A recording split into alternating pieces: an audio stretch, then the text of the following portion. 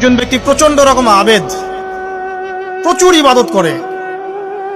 আপনারা জানেন ইবলিসও কিন্তু আবেদ ছিল, ইবলিস কিন্তু প্রচুর ইবাদত করেছে। এখন ওই ব্যক্তির একজন বন্ধু ছিল, এটা বানু ইসরাইলের ঘটনা। তো সেই বন্ধু পাপী ছিল, বিভিন্ন কবিরা গুনাহ করত।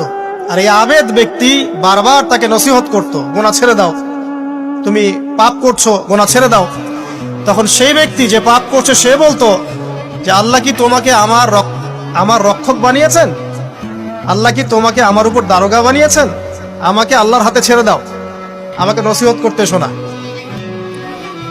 একদিন এই আবেদ ব্যক্তি তার বন্ধুকে একটা জঘন্য পাপ করতে দেখলো, এমন একটা পাপ যেটা দেখে তার মনে ধারণা আসলো এটা চরম জঘন্য একটা কাজ। তখন সে মুখ ফসকে বলে ফেলল যে আল্লাহ তোকে আর মাফ করবে না, আল্লাহ তোকে জান্নাত দিবে না। আল্লাহ রাব্বুল আলামিন মালাকুল মউতকে এই দুজনের কাছে পাঠালেন, দুজনের রূহকে কবজ করা হলো। এবার আল্লাহ পাক তার সামনে তাদেরকে উপস্থাপন করে বললেন যে তোমাকে আমার রহমত সম্পর্কে কে গ্যারান্টি দিয়েছে যে আমি কাউকে রহমত করব কি করব না?